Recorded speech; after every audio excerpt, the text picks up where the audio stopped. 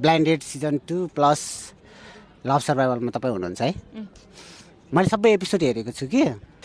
तँलाई चाहिँ एउटा भिडियो देखाउन चाहन्छु म होइन यो भिडियोको बारेमा तपाईँ के भन्न चाहनुहुन्छ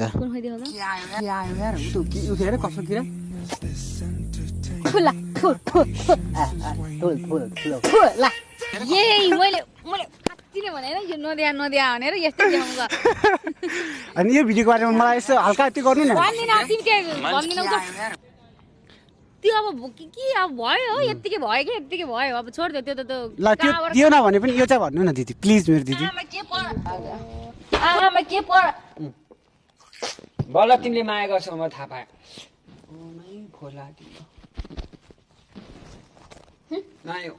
भयो म अगाएँ भयो क्या